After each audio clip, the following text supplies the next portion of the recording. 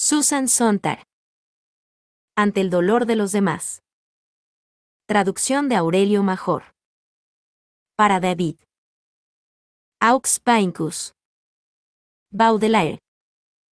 The Dirty Nurse Experience. Tennyson. 1.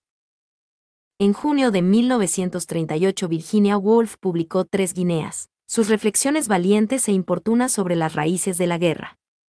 Escrito durante los 2 años precedentes, cuando ella y casi todos sus amigos íntimos y colegas estaban absortos en el avance de la insurrección fascista. En España, el libro se encuadró como una muy tardía respuesta a la carta de un eminente abogado de Londres que le había preguntado, ¿cómo hemos de evitar la guerra en su opinión? Woolf comienza advirtiendo con aspereza que acaso un diálogo verdadero entre ellos sea imposible. Pues si bien pertenecen a la misma clase, la clase instruida, una amplia brecha los separa. El abogado es hombre y ella mujer. Los hombres emprenden la guerra. A los hombres, a la mayoría, les gusta la guerra, pues para ellos hay, en la lucha alguna gloria, una necesidad, una satisfacción, que las mujeres, la mayoría, no siente ni disfruta. ¿Qué sabe una mujer instruida, léase privilegiada, acomodada, de la guerra? Cuando ella rehúye su encanto, ¿sus actitudes son acaso iguales? Pongamos a prueba esta dificultad de comunicación, propone Woolf, mirando juntos imágenes de la guerra. Las imágenes son algunas de las fotografías que el asediado gobierno español ha estado enviando 2 veces por semana. Anota al pie, escrito en el invierno de 1936 a 1937. Veamos, escribe Woolf, si al mirar las mismas fotografías sentimos lo mismo. Y añade: en el montón de esta mañana, hay una fotografía de lo que puede ser el cuerpo de un hombre o de una mujer. Está tan mutilado que también pudiera ser el cuerpo de un cerdo. Pero estos son ciertamente niños muertos, y esto otro, sin duda, la sección vertical de una casa. Una bomba ha derribado un lado. Todavía hay una jaula de pájaro colgando en lo que probablemente fue la sala de estar. La manera más resuelta y escueta de transmitir la conmoción interior que producen estas fotografías consiste en señalar que no siempre es posible distinguir el tema. Así de absoluta es la ruina de la carne y la piedra representadas. Y de allí Woolf se apresura a concluir, respondemos de igual modo, por diferente que sea nuestra educación, la tradición que nos precede, señala al abogado. La prueba, tanto nosotras, y aquí, nosotros, somos las mujeres. Como usted bien podríamos responder con idénticas palabras. Usted, señor, dice que producen horror y repulsión. ¿También nosotras decimos horror y repulsión? La guerra, dice usted, es una abominación, una barbaridad, la guerra ha de evitarse a toda costa. Y repetimos sus palabras. La guerra es abominable, una barbaridad, la guerra ha de evitarse. ¿Quién cree en la actualidad que se puede abolir la guerra? Nadie, ni siquiera los pacifistas. Solo aspiramos, en vano hasta ahora, a impedir el genocidio, a presentar ante la justicia a los que violan gravemente las leyes de la guerra, pues la guerra tiene sus leyes, y los combatientes deberían atenerse a ellas y a ser capaces de impedir guerras específicas imponiendo alternativas negociadas al conflicto armado. ¿Acaso sea difícil dar crédito a la determinación desesperada que produjo la convulsión de la Primera Guerra Mundial, cuando se comprendió del todo que Europa se había arruinado a sí misma? La condena general a la guerra no pareció tan fútil e irrelevante a causa de las fantasías de papel del pacto Kellogg y Bryan de 1928, en el que 15 naciones importantes, entre ellas Estados Unidos, Francia, Gran Bretaña, Alemania, Italia y Japón, renunciaron solemnemente a la guerra como instrumento de su política nacional. Incluso Freud y Einstein fueron atraídos al debate en 1932 con un intercambio público de cartas titulado ¿Por qué la guerra? Tres Guineas de Woolf, publicado hacia el final de casi 2 decenios de plañideras denuncias de la guerra, propuso un original enfoque, lo cual lo convirtió en el menos bien recibido de todos sus libros, sobre algo que se tenía por demasiado evidente o inoportuno para ser mencionado y mucho menos cavilado. Que la guerra es un juego de hombres, que la máquina de matar tiene sexo, y es masculino. Sin embargo, la temeraria versión de Woolf de ¿Por qué la guerra? no hace que su rechazo sea menos convencional en su retórica, en sus recapitulaciones, plenas de frases reiterativas. Y las fotografías de las víctimas de la guerra son en sí mismas una suerte de retórica. Reiteran, simplifican, agitan, crean la ilusión de consenso. Cuando invoca esta hipotética vivencia compartida, vemos con usted los mismos cuerpos muertos, las mismas casas derruidas. Woolf profesa la creencia de que la conmoción creada por semejantes fotos no puede sino unir a la gente de buena voluntad. ¿Es cierto? Desde luego, Woolf y el anónimo destinatario de esta extensa carta-libro no son dos personas cualesquiera. Si bien los separan las añejas afinidades sentimentales y prácticas de sus respectivos sexos, como Woolf le ha recordado, el abogado no es en absoluto el estereotipo del macho belicista. No están más en entredicho sus opiniones contra la guerra que las de ella. Pues en definitiva la pregunta no fue qué reflexión le merece a usted evitar la guerra, sino, ¿cómo hemos de impedir la guerra en su opinión? Nosotros, es lo que Woolf recusa al comienzo de su libro. Se niega a conceder que su interlocutor lo dé por supuesto. Pero acaba sumiéndose, tras las páginas dedicadas a la cuestión feminista, en nosotros. No debería suponerse un nosotros cuando el tema es la mirada al dolor de los demás. ¿Quiénes son nosotros, al que se dirigen esas fotos conmocionantes? Nosotros incluiría no únicamente a los simpatizantes de una nación más bien pequeña o a un pueblo apátrida que lucha por su vida, sino a quienes están solo en apariencia preocupados, un colectivo mucho mayor, por alguna guerra execrable que tiene lugar en otro país. Las fotografías son un medio que dota de realidad o de mayor realidad a asuntos que los privilegiados o los meramente indemnes acaso prefieren ignorar.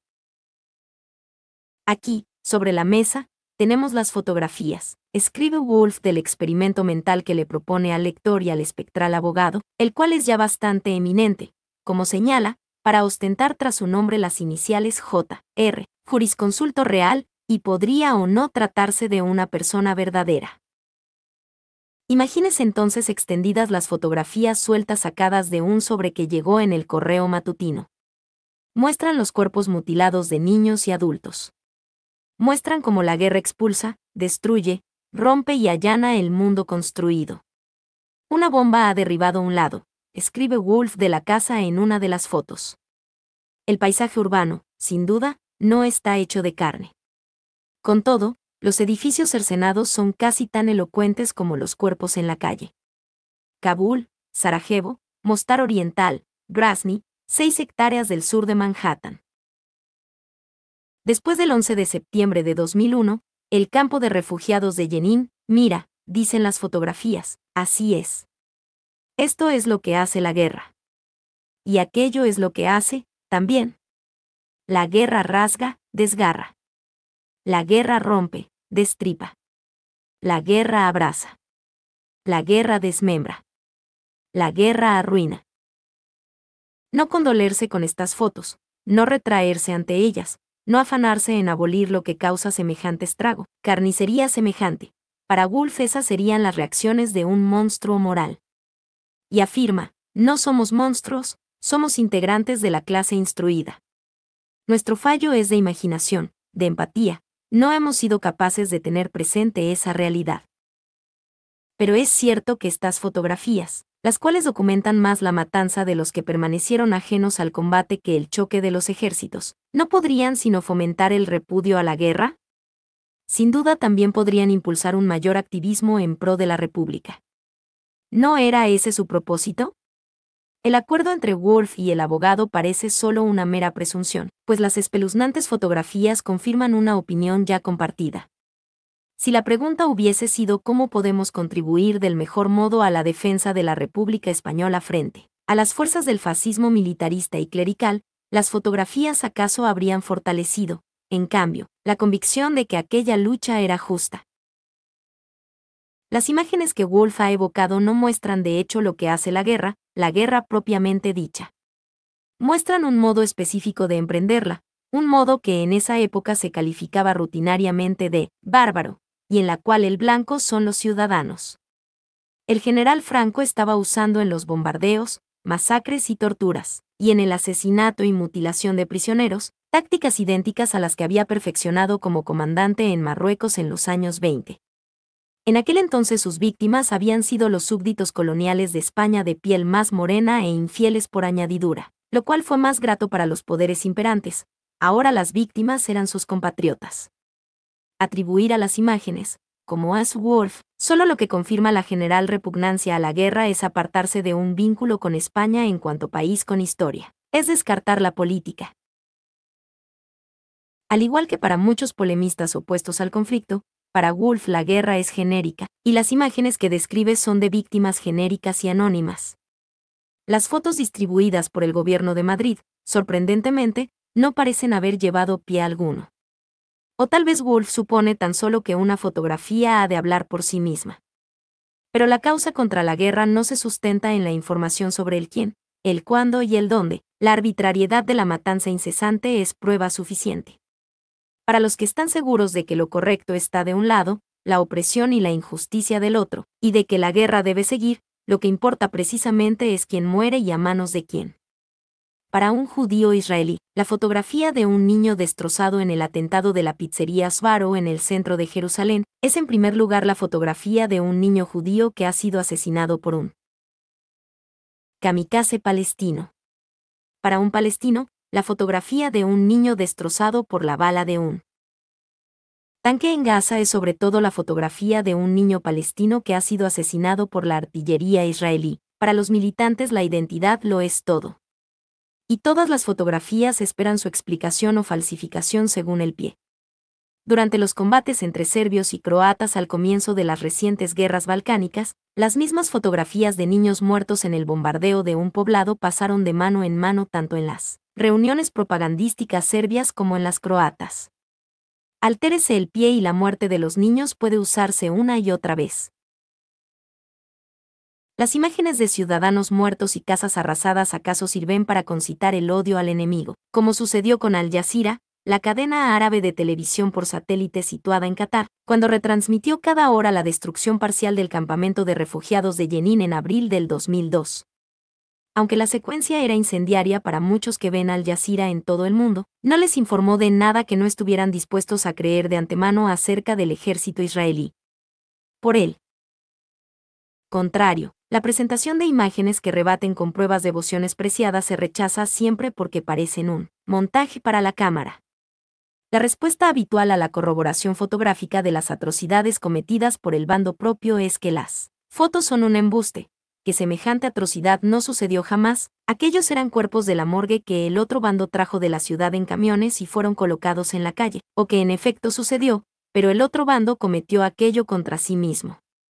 Por eso, el jefe de propaganda de la Rebelión Nacional de Franco sostuvo que los propios vascos habían destruido la antigua ciudad y otrora capital vizcaína, Guernica, el 26 de abril de 1937, colocando dinamita en el alcantarillado, según una versión posterior, tirando bombas fabricadas en territorio vasco, con el fin de incitar la indignación extranjera y alentar la resistencia republicana. Y por eso la mayoría serbia que residía en Serbia o en el extranjero sostuvo hasta el final mismo del sitio serbio de Sarajevo, incluso después, que los propios bosnios habían perpetrado la horripilante masacre de la Cola del Pan, en mayo de 1992 y la masacre del Mercado, en febrero de 1994, lanzando munición de gran calibre al centro de la capital o colocando minas a fin de crear algunas vistas, excepcionalmente espeluznantes, destinadas a las cámaras de los periodistas extranjeros y a fin de reunir más apoyo internacional para el lado bosnio. Las fotografías de cuerpos mutilados sin duda pueden usarse del modo como lo hace Wolf, a fin de vivificar la condena a la guerra, y acaso puedan traer al país, por una temporada, parte de su realidad a quienes no la han vivido nunca. Sin embargo, quien acepte que en un mundo dividido como el actual la guerra puede llegar a ser inevitable, e incluso justa, podría responder que las fotografías no ofrecen prueba alguna, ninguna, para renunciar a la guerra, salvo para quienes los conceptos de valentía y sacrificio han sido despojados de su sentido y credibilidad. La índole destructiva de la guerra, salvo la destrucción total, que no es guerra sino suicidio, No es en sí misma un argumento en contra de la acción bélica a menos que se crea, y en efecto pocas personas lo creen en verdad, que la violencia siempre es injustificable, que la fuerza está mal siempre y en toda circunstancia, mal porque, ¿cómo? Afirma Simone Weil en un ensayo sublime sobre la guerra, la Ilíada o el poema de la Fuerza 1940, la violencia convierte en cosa a quien está sujeto a ella, asterisco no. Replican quienes en una situación dada no ven alternativa al conflicto armado, la violencia puede exaltar a alguien subyugado y convertirlo en mártir o en héroe. De hecho, son múltiples los usos para las incontables oportunidades que depara la vida moderna de mirar, con distancia, por el medio de la fotografía, el dolor de otras personas. Las fotografías de una atrocidad pueden producir reacciones opuestas. Una llamada a la paz. Un grito de venganza. O simplemente la confundida conciencia, repostada sin pausa de información fotográfica, de que suceden cosas terribles. ¿Quién puede olvidar las 3 fotos en color de Tyler Hicks que The New York Times presentó a lo ancho de la primera plana, en la parte superior de su sección diaria dedicada a la nueva guerra de Estados Unidos, una nación desafiada, el 13 de noviembre de 2001? El tríptico representaba el destino de un soldado talibán de uniforme, herido, que soldados de la Alianza del Norte en su avance hacia Kabul habían hallado en una cuneta. Primer panel, 2 de sus captores lo arrastran sobre el dorso, uno lo ha cogido del brazo, el otro de una pierna, por un camino pedregoso. Segundo panel, la cámara está muy cerca rodeado. Mira hacia arriba con terror mientras tiran de él para erguirlo. Tercer panel, el instante de la muerte, supino con los brazos extendidos y las rodillas dobladas, desnudo y ensangrentado de cintura para abajo, lo remata la turba militar que se ha reunido para masacrarlo. Hace falta estoicismo en provisión suficiente cada mañana para llegar al final de The New York Times, dada la probabilidad de ver fotos que podrían provocar el llanto. Y la piedad y repugnancia que inspiran las de Hicks no han de distraer la pregunta sobre las fotos, las crueldades y las muertes que no se están mostrando, asterisco. Asterisco a pesar de su condena a la guerra, Weil se empeñó en participar en la defensa de la República Española y en la lucha contra la Alemania de Hitler. En 1936 viajó a España como voluntaria no combatiente en una brigada. Durante mucho tiempo algunas personas creyeron que si el horror podía hacerse lo bastante vivido, la mayoría de la gente entendería que la guerra es una atrocidad, una insensatez. 14 años antes de que Woolf publicara Tres Guineas, en 1924, el 10º aniversario de la movilización nacional alemana para la Primera Guerra Mundial, el objetor de conciencia Ernst Friedrich publicó Krieg dem Krieg. Guerra contra la guerra. Es la fotografía como terapia de choque, un álbum con más de 180 imágenes, casi todas obtenidas de archivos médicos y militares alemanes, muchas de las cuales consideraron los censores del gobierno que no podían publicarse mientras continuara la guerra. El libro comienza con fotos de soldados de juguete, cañones de juguete y otras cosas que deleitan a los niños por doquier, y concluye con fotos de cementerios militares. Entre los juguetes y las tumbas, el lector emprende un atormentador viaje fotográfico a través de ruinas, matanzas y degradaciones, páginas de castillos e iglesias destruidos y saqueados, pueblos arrasados, bosques asolados, vapores de pasajeros torpedeados, vehículos despedazados, objetores de conciencia colgados, prostitutas semidesnudas en burdeles militares, tropas agonizantes después de un ataque con gas tóxico, niños armenios esqueléticos. Es penoso mirar casi todas las secuencias de Guerra contra la guerra. En especial las fotos de soldados muertos de los distintos ejércitos pudriéndose amontonados en los campos y caminos y en las trincheras del frente. Pero sin duda las páginas más insoportables del libro, un conjunto destinado a horripilar y desmoralizar, se encuentran en la sección titulada El rostro de la guerra, 24 primeros planos de soldados con enormes heridas en la cara. Y Friedrich no cometió el error de suponer que las desgarradoras y repugnantes fotos hablarían meramente por sí mismas. Cada fotografía tiene un apasionado pie en 4 idiomas, alemán, francés, holandés e inglés, y la perversa ideología militarista es denostada y ridiculizada en cada página. El gobierno y las organizaciones de excombatientes y patrióticas de inmediato denunciaron, en algunas ciudades la policía registró las librerías y se entablaron causas judiciales contra la exhibición de las fotografías. La declaración de guerra contra la guerra de Friedrich, la cual aclamaron escritores, artistas e intelectuales de izquierda, así como las agrupaciones de numerosas ligas opuestas a la guerra, que pronosticaron la influencia decisiva que el libro ejercería en la opinión pública. Antes de 1930, Guerra contra la guerra. Había agotado 10 ediciones en Alemania y había sido traducido a muchos idiomas. En 1938, el año de 3 Guineas de Woolf, el gran cineasta francés Abel Gance mostró en primer plano a una población en su mayoría oculta de combatientes desfigurados espantosamente, les gueules cassés, los morros rotos, se les apodó en Francia, en el clímax de su nuevo J'accuse.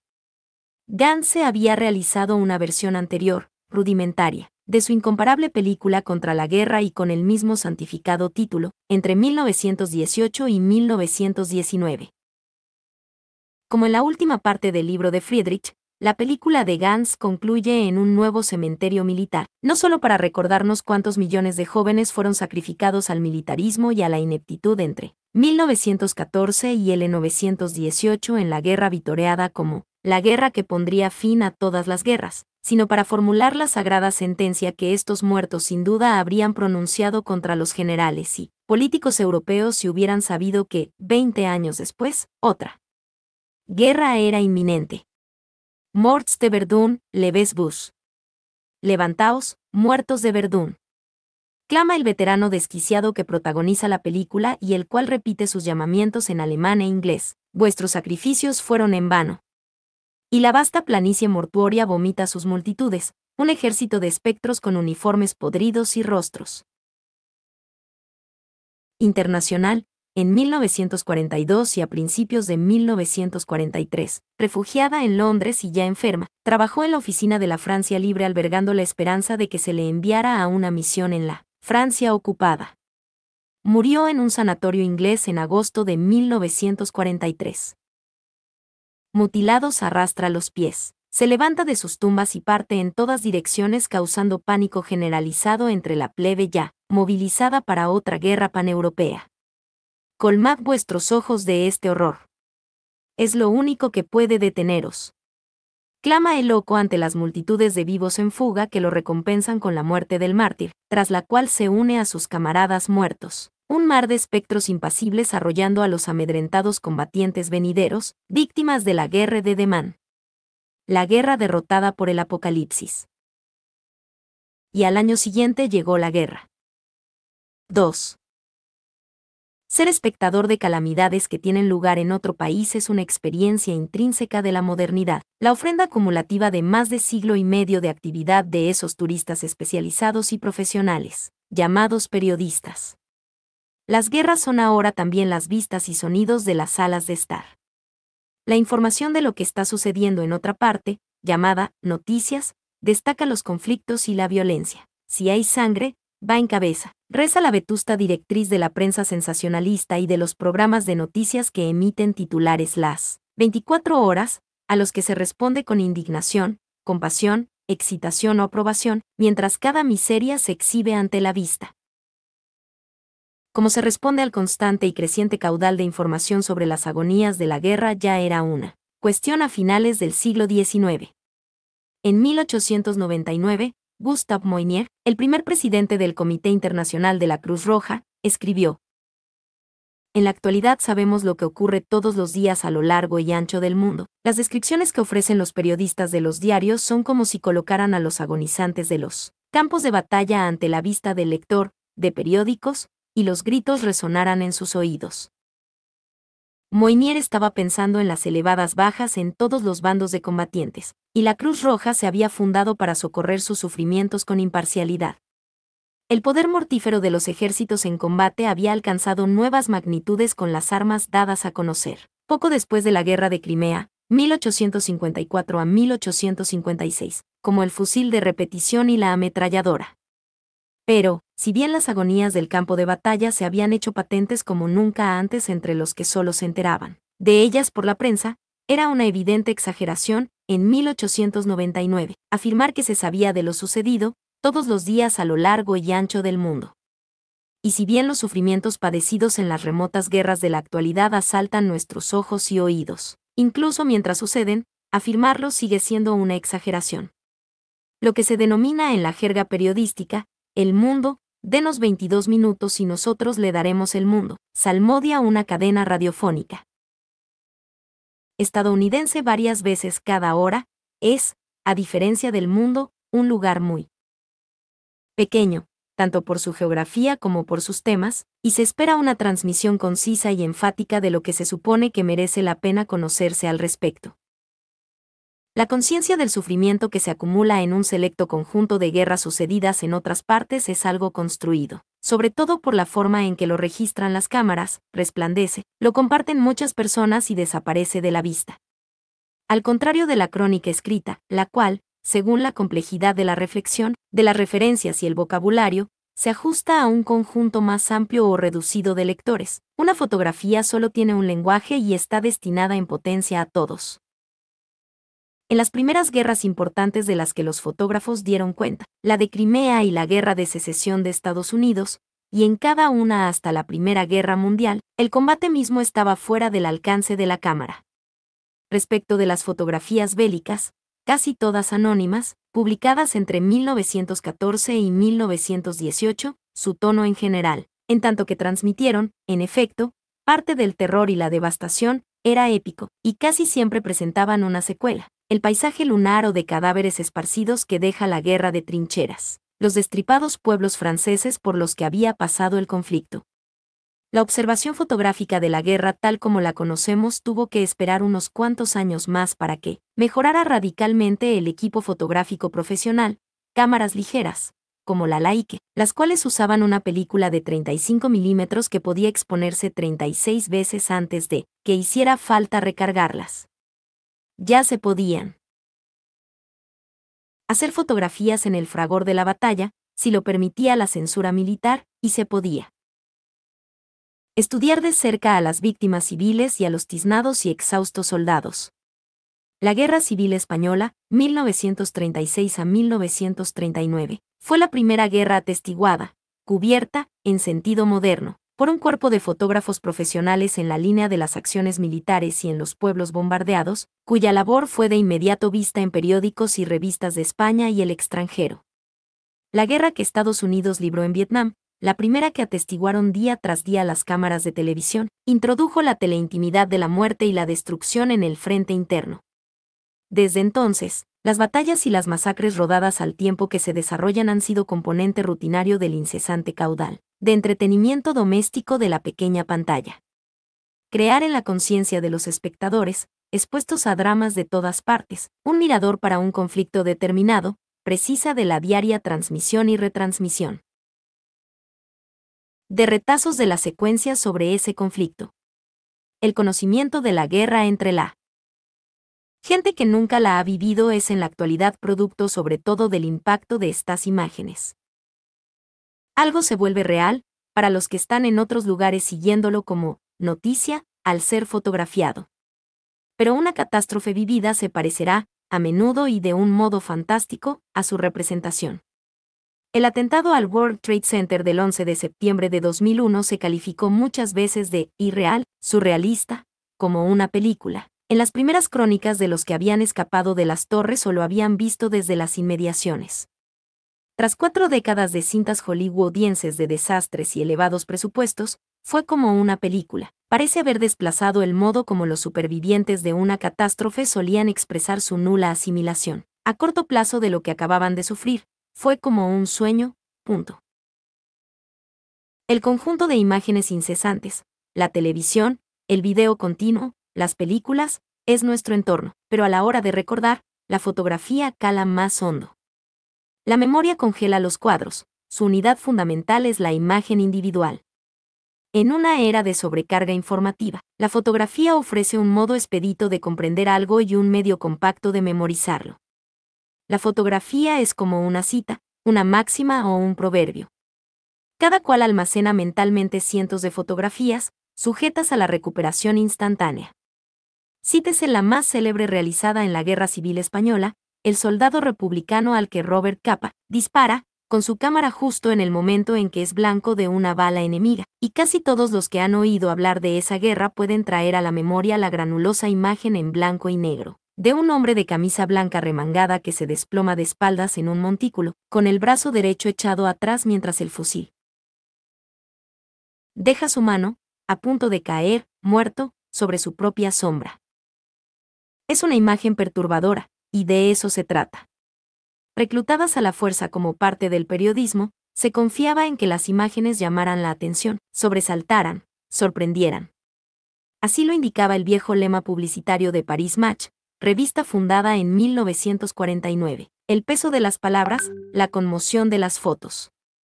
La búsqueda de imágenes más dramáticas, como a menudo se las califica, impulsa a la empresa fotográfica, y es parte de la normalidad de una cultura en la que la conmoción se ha convertido en la principal fuente de valor y estímulo del consumo. La belleza será convulsiva o no será, proclamó André Breton. Llamó surrealista a este ideal estético, pero en una cultura radicalmente renovada por el predominio de los valores mercantiles, pedir que las imágenes sean desapacibles, vociferantes, reveladoras parece elemental realismo así como buen sentido empresarial. ¿De qué otro modo se llama la atención sobre el producto o arte propios? ¿De qué otro modo se hace mella cuando hay una incesante exposición a las imágenes, y una sobreexposición a un puñado de imágenes vistas una y otra vez? La imagen como conmoción y la imagen como cliché son dos aspectos de la misma presencia. Hace 65 años todas las fotografías eran en alguna medida novedosas.